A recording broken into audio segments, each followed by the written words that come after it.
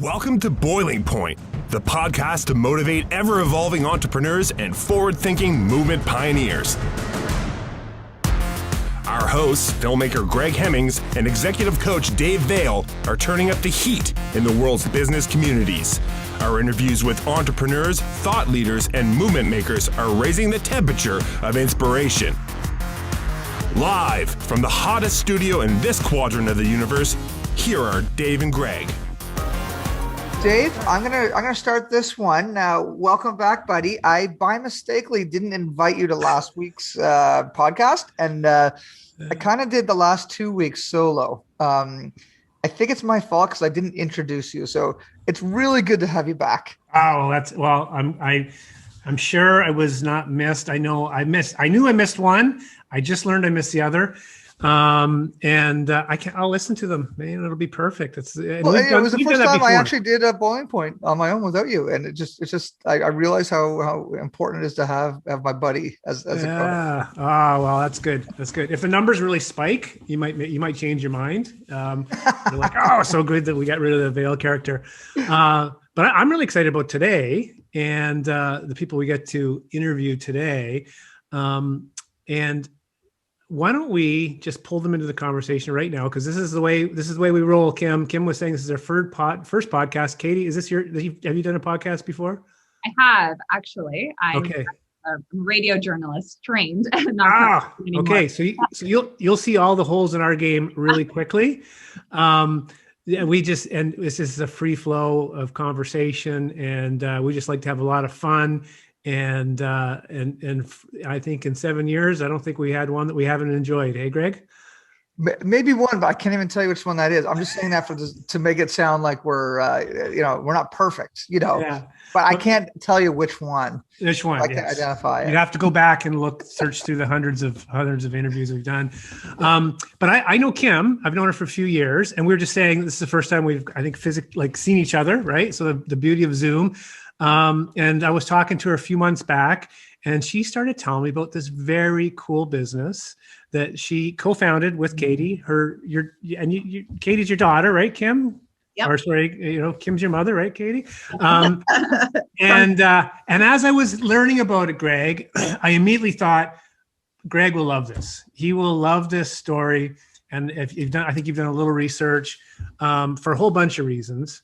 But why don't we throw it to you, either of you, to maybe give us and this is how we always do it, by the way, because we found we try to introduce someone and we just mangle it. So we just decided a number of years ago, just why don't you introduce yourselves, and it'll be much more entertaining for our listeners. Okay. Well, okay. I'll start, and then I'll let Katie fill in the gaps, which we kind of do tag team, kind of like you guys. So So Diosa was basically an idea that Katie and I came up with about 3 years ago, 3.5 now, looking for the ultimate woman's backpack. And this isn't a camping, going around the world backpack, although it could be. We wanted something, was your briefcase, it was your backpack, it was your gym bag, it was your everything bag, because we carry a lot of crap. Women always have stuff that we're carrying around. So we wanted that one really cool bag that did everything. So I talked to Katie and said, what are you using? And she said, oh, I have one, but it's not that great. And I was like, I know. And so we started asking friends. Then we had focus groups, and we had these backpack yaks where we invited these women to my house. And Katie and I, we had about 35 women in the living room, and said, what's missing in your life in a backpack? And from these focus groups that we put together in surveys and just asking women, we came up with the Maya, which is our first collection. So Katie, you can kind of fill in a little bit about your journey. So when my mom asked me that question, and we both decided that we didn't really have a backpack, she said, well, that's it. I'm just going to make one. And I didn't really believe her at first. My mom is full of ideas, and she's very idealistic in a great way. But here we are 3.5 years later, and it really has to do a lot with her perseverance and wanting to push through and kind of break that barrier and get a woman's backpack that's the ultimate professional woman's backpack, is really what we call the Maya. And we have a great team of mostly women behind us, but we've also had males on the team as well, which is great, offers a different perspective. And we just are so proud of where Diosa has come from and where we are today. So we are very close to receiving our first order of the Maya, and we've already pre-sold about 300 bags. Yeah. Awesome. And we just really love what the company has grown into. It's at first it was a backpack company, but now it's so much more than that. It's about empowering women globally. It's about being a sustainable company. It's about doing good for the earth through our company. So we've really just grown into this really, really beautiful company that we're both really proud to be a part of. This is so good. And I saw on your website, and we were talking on email before, that you're 1% for the planet, which is awesome, because we just became members of that as well. Because let's talk about that for a sec too. But I was in Newfoundland maybe 4 years ago with BDC. We've got a film production company, so we were touring a film that BDC was partners on, and it was really trying to encourage more of this triple bottom line approach to business. And we had a bunch of really awesome people come out to the film screening in St. John's, and we also did it in other parts of Newfoundland as well. And we recognized that there was no B Corps in Newfoundland at the time, and I was surprised, because the Newfoundlanders have the same heart for community and change as anywhere else. And so is that a potential path for you as well? We just wrote our assessment in January. We're hoping to hear in June, and we all right, good. First Newfoundland B Corp. You'll be the first. Okay, well, you guys. There's a few others applying as well, so it's kind of a race to get the race. Well, please do let us know when that happens, so we can celebrate with you very loudly and proudly, because we need Newfoundland as part of the family. So this is a great way for us to meet. So Dave, thank you for that. Totally as a side note, I'm very nerdy when it comes to this stuff. So no, but Greg, no, it's so cool, because Greg's introduced me to the whole B Corp movement, and I think you're an ambassador, right, Greg? You're not just a guy who's training involved. to learn how to be an ambassador and convince people that's a good idea. Yeah, we are too. We're loving it. We just love the whole. Well, it's really cool too in your space. There's a lot of other companies with a similar heart as yours in the B Corp movement. My friends at Eco Bags, who are out of New York. I think about all the things that like Patagonia does, who are also a B Corp, and there's United by Blue. There's all these really great accessory and fashion companies, and a lot of them run by women too, right? Eileen Fisher is a big one.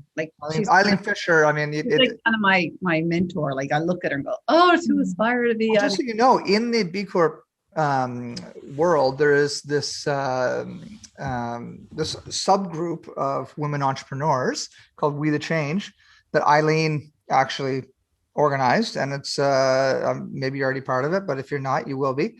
And once a year, everybody gets together with Eileen Fisher in New York, and they talk about this sort of thing. So there's a lot of really cool things you're about to step into once you become the first B Corp in Newfoundland.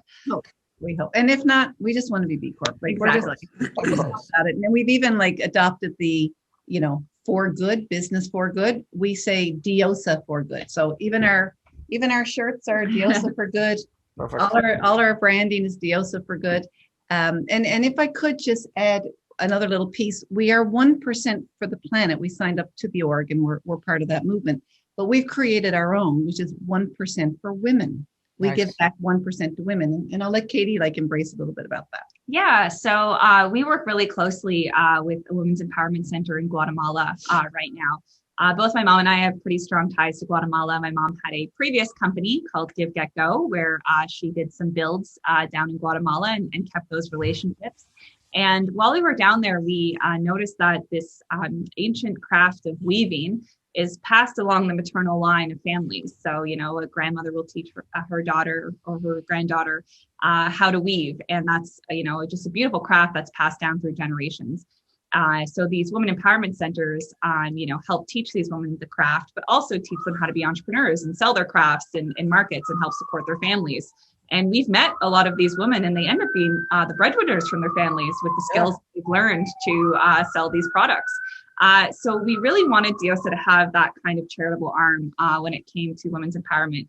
So we're actually selling some of their products on our website right now, these hand-woven products. by Guatemalan weavers. And it's not just Guatemala. We want to have support women's empowerment centers all over the world. So that's definitely a part of Diosa that we're continuing to build up. That's really cool. And is that on top of the 1%, or are you using the one? Okay. Wow. That's great. It's interesting. Dave came up with this brilliant idea a few years ago that I believe was inspired by our conversations here on the Boiling Point to create this thing called the $1 Million Pledge. Dave, why don't you let them know what that is? Because it's really neat. It's kind of both of our companies' social impact on top of the 1% environmental impact. So yeah, why don't you explain what that is, Dave? Yeah, for sure. Well, and I want to, in explaining it, I would like to loop back and just get a sense, because it sounds like your company is really philosophically driven, and just you can just see the passion, and it explodes. I'm showing my phone because as I was prepping for the interview, I was reading your content. It's so good, and I love the whole. So Greg has 3 daughters. I have 2 daughters. And both still happily married, so wonderful wives and partners. Well, at least we are. It's hard to say about our wives' perspective. Yeah, no, we. And when in saying that, like, there's this whole goddess thing that comes out for me, jumped out, and I'm kind of looking forward to showing my 11-year-old. I have a 4-year-old who probably wouldn't appreciate it in the same way. Maybe she would. But I want to talk about that in a second. But let's go back to the $1 Million Pledge. So yeah, it was really inspired by Greg introducing me to all these amazing B Corps, like, and all over. And it occurred to me that, like, what is my company doing? Vision Coaching, executive coaching firm, been around since 2005. And I was noticing we're sprinkling, kind of our donations and, in terms of our corporate social responsibility, wasn't really focused. And it just felt like, we're not like you guys are really focused, you know what I mean? And like us, so it's very inspiring to hear. So, so I started thinking, like, how could we support and what would be the best way? And, with Greg and some others came up with this concept of, why don't we start the $1 Million Pledge? And that's, let's get 10 companies that are going to have 10,000 for 10 years. And we're going to funnel that through the United Way and have them be our social impact giving, kind of like almost like having a financial or wealth manager that's going to direct your funds. And every 6 months they say, what are causes that are most important to you? And we talked about literacy, and we had some things, early childhood education. And so they actually have a way of measuring the impact their dollars having in literacy rates in particular programs that we're actually funding. And then what's happened is it's a similar group lit up in Moncton. So for listeners, we're talking New Brunswick, and then we should also make sure we do a plug for Newfoundland for people that maybe aren't as familiar as we are with Newfoundland. Mm-hmm. But so that's the $1 Million Pledge. But let's go back to you guys. Like, was it like you knew right away that this is, the other thing is you wanted something functional, like in terms of a product, like you wanted something that people can use, like, and there's nothing that is more awesome than purchasing something that's very functional and you're going to use it in all these different settings. But there's a convergence of all these things, right? Like a really awesome product from what I can see with an awesome philosophy. So maybe, I don't know, can you share the origins and how that came to be? Well, we're really, 3.5 years in the making, even though, we still feel like such a new company, and we don't even have our first product in stock yet. We're still waiting on that. But we've done a lot of groundwork, I really feel, in the past 3.5 years. And my mom's no stranger to entrepreneurship. This is your, fourth business. I'm very new to it, so I'm very happy to have my mom along. Good mentorship, yeah. Even though kind of me and my mom are the faces of Diosa, we have a really, really incredible team behind us who have been able to make all this happen. Leanne Avery is our product designer. She, starts with the tech packs, drawing them out all the way to the supply chain. Christina Adams is our digital marketer, and she created our website, and she's like an e-commerce goddess, we call her. Jade Aiken is our social media manager. So she has all that content on the website there, which is amazing. Marlene James does our admin, and she's also a production assistant and helps with that. And then Mackenzie is our new student intern who is doing all of our social media right now. And so that's all the amazing content. So we have to name everybody because the team is just so incredible, and we really could not do or be where we are today without them. And it's from the team that we took the functionality pieces, so it wasn't just Katie and I saying, oh, I don't have a this or that. And so when we talked to the team and we all did research and we looked around, we decided, hey, there's some things that are not on a typical backpack for a woman. So can we give you just a quick, because we just got our sample that we okayed yesterday and started production of 1,000 bags that are coming in the end of May, in the middle of June. I love it. Now, listen, for those who aren't watching, because we got people listening, you're going to have to be descriptive as you show us what we've got. This looks beautiful.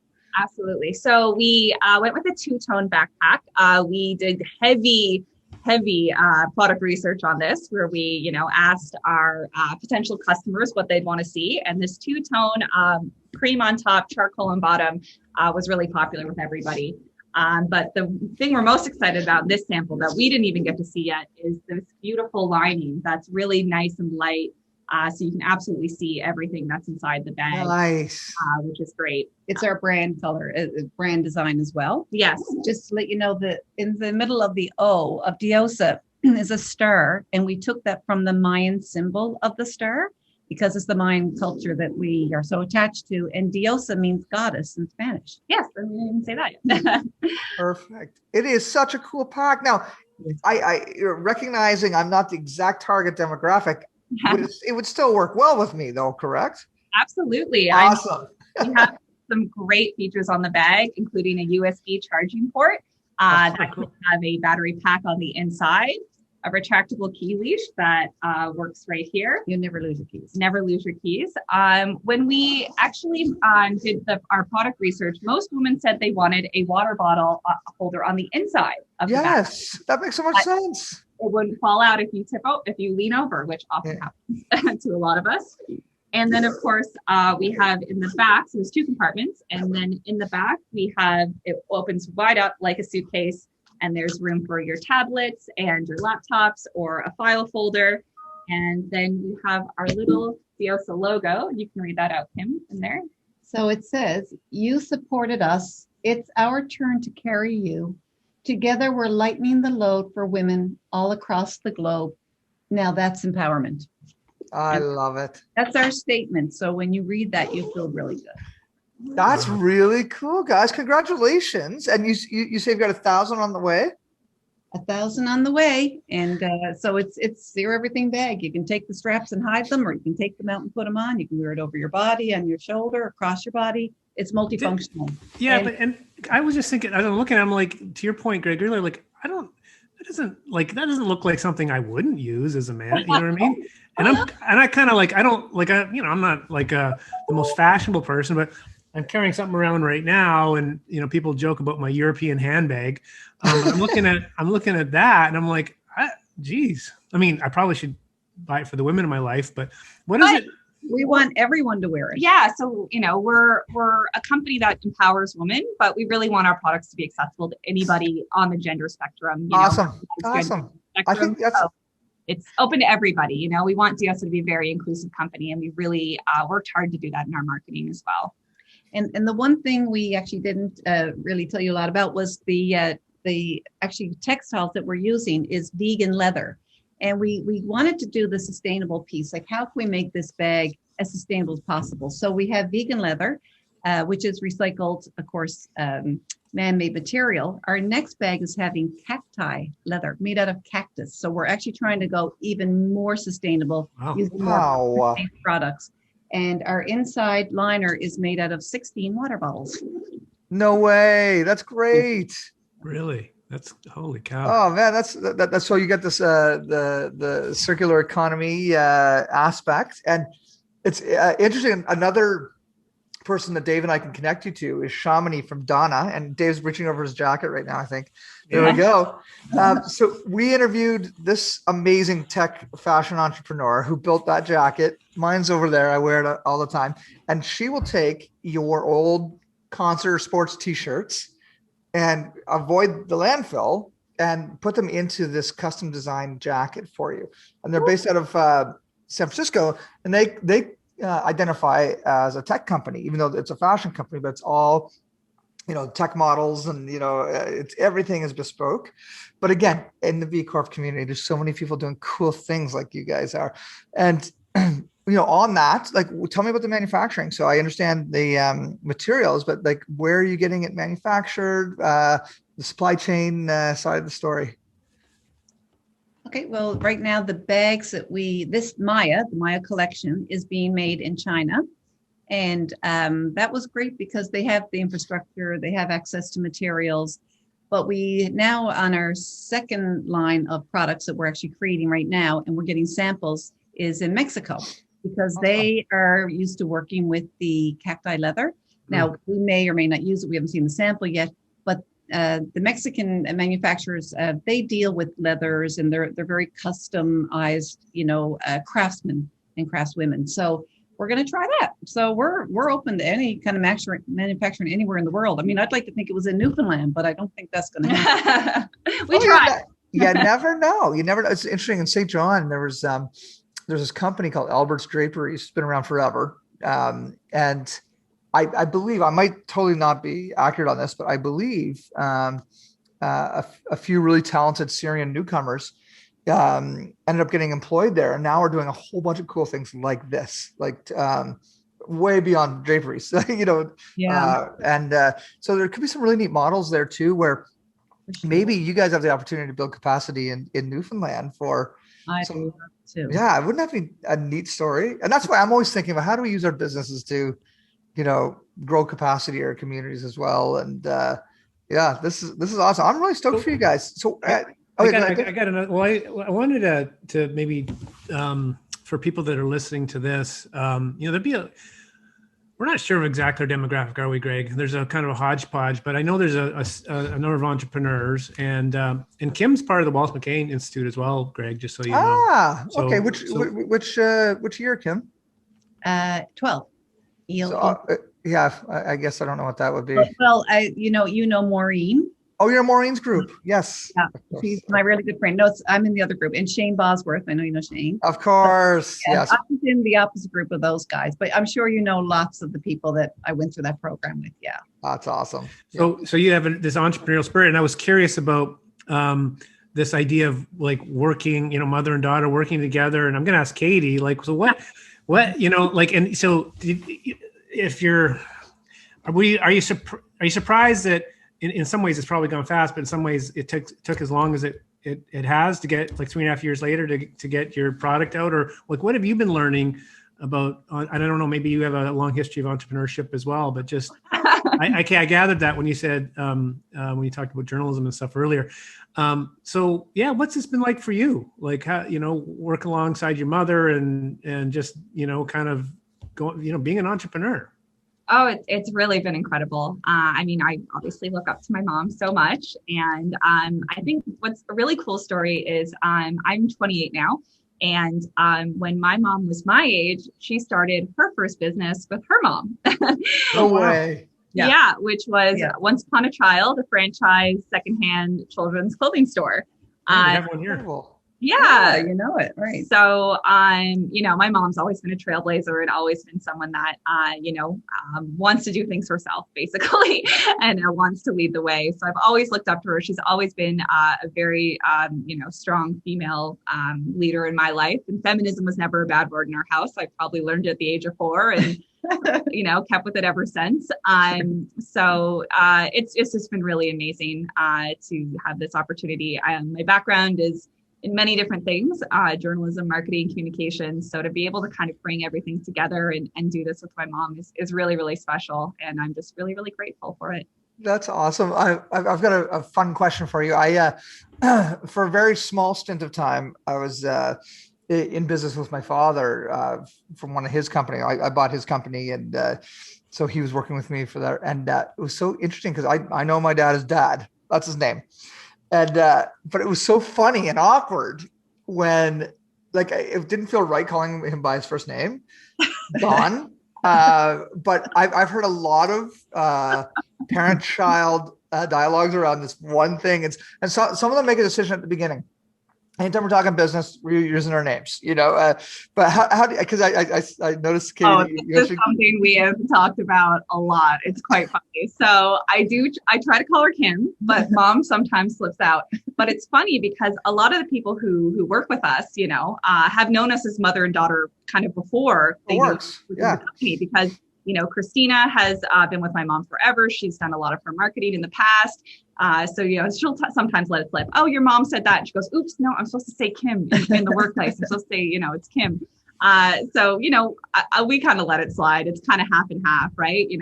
I think we shouldn't hide away that we're a mother and daughter team. So we, try to use that a lot because we just think it's really awesome that we're able to do this. But yeah, I definitely face that a lot where, I kind of have that moment in my brain where it's like, I'm trying to say Kim, but mom comes out and I might say Kim again. So I definitely understand that.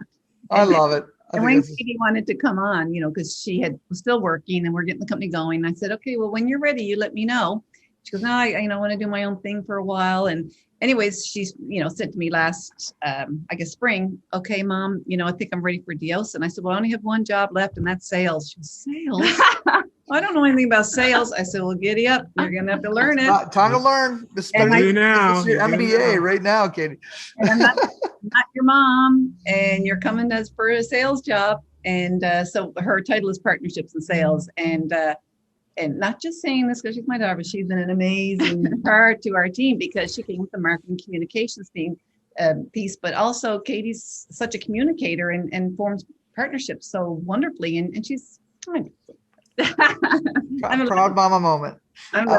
So where do that's such an awesome part of, we're supposed to do stuff because we love to do it and with people we love to hang out with. And why, you know what I mean? Like it's kind of, sometimes we think that even to call it, that whole I can imagine, I don't work with, it'd be really challenging for me to work with my parents, probably more for them than me with it. But I was going to say, like Greg, a while back, you started using love in terms of what you do. And, and it was but you struggled with it for the longest time because, well, that's not really business oriented and all that kind of stuff. So there's all these messages we get. And yet, part of, I think the, at least what stuck out to me when you were telling me, Kim, was the fact that I'm doing this with my daughter and here's what we're doing. We're empowering women and, and here's our approach. And to me, that's a really cool part of the story. That's very attractive in terms of wanting to know more and wanting to invest in getting the product and all that sort of thing. Yeah. Yeah, it's been a great journey. We're having fun. Yeah. So how do people learn more about your story and check out and what I'll encourage them to do is check out each of your goddess powers. Okay. So they'll have to learn that. They'll have to go to your website and go to the team. And so how do they do that? And how do they get a hold of you? And how do they buy the awesome How do we buy it? So our website is diosadesigns.com. That's DIOSA designs. And we are very active on social media, thanks to our millennial, I'm a millennial too, but our younger, actually they're probably even Gen Z now, our Gen Z social media, which is depressing to me, our Gen Z social media masters who are absolutely killing it. So you can find us at Diosa Designs Inc. on Instagram and search for us on Facebook. And once you get to the website, you'll see a beautiful video that we have explaining all the details of the backpack and how to buy it to support our brand. Amazing. Well, we look forward to making the order. I'd like to have one of the first 1,000. So that's the challenge. Yeah. Challenge, Dave. That's right. Okay. They want to be the first B Corp in Newfoundland. We need to be the first purchasers of the bag. There you go. Well, there's a few ahead of us. Many other in line. Well, it sounds like you've got some pre-ordered. So any final thoughts? Anything you want to share with us? How was the first podcast, Kim? Fun. Yeah, it's fun.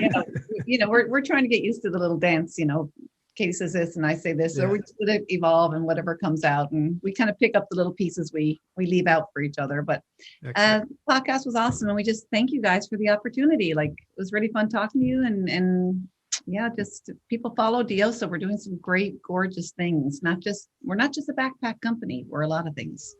Right on. That's awesome. Well, thanks again so much for being with us, and we will push this far and wide when we release the episode. Oops, yes. Did I just make a secret that this isn't live? Yeah, this isn't live. So this will be released soon, and really excited to meet you both in person whenever we're able to cross those inter-Atlantic Canadian borderlines. That could be soon. Awesome. Okay. Well, have a great one, Kim and Katie. So nice to chat with you. Thanks for that much. Thank you. Thanks for checking out this episode of Boiling Point. Remember to rate and subscribe to us on iTunes and follow us on Twitter at Boiling Point Pod. To see more from Dave Vale, check out leadershipunleashed.ca or visioncoachinginc.com. And on Twitter at Dave_Vale. And to catch up with Greg, visit hemmingshouse.com and at Greg Hemmings on Twitter. Thanks for listening, and remember, keep that pot boiling.